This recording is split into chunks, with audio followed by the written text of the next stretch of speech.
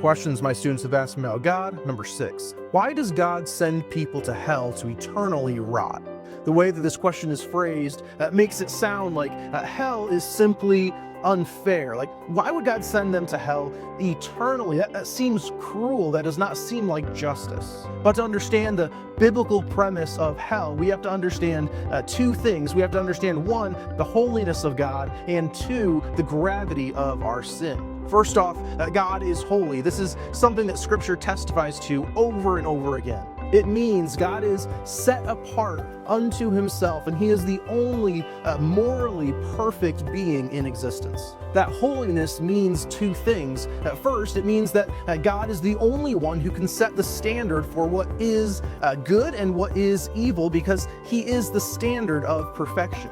Second, God not only sets the standard for perfection, but he also enforces the consequences for anything that does not live up to the standard that he set. We call this his perfect justice. The other thing we have to understand is the gravity of our sin. And to do this, I want to use an example. Imagine that in one hand you have a Hot Wheel, a toy car, and imagine in the other hand you have a sharp rock or a sharp stone, and you were to take that stone and you were to scrape all the way across the side of the Hot Wheel, creating a big gash and in the paint and in the toy.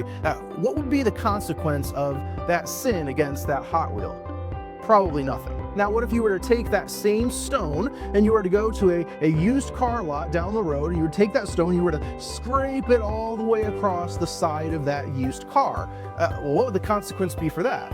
Well, that's vandalism. So at the very least, depending on the car, depending on the dealer, you're going to have to pay for damages. And if charges are pressed, there will be even more consequences that come your way.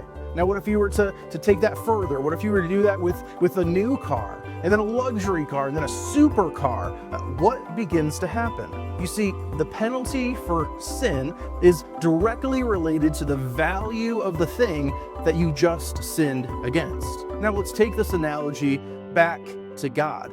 You see, God has infinite value and he has infinite worth, and that's associated with his holiness and his perfection. A sin against an infinite and eternal God will have infinite and eternal consequences, and that is true justice.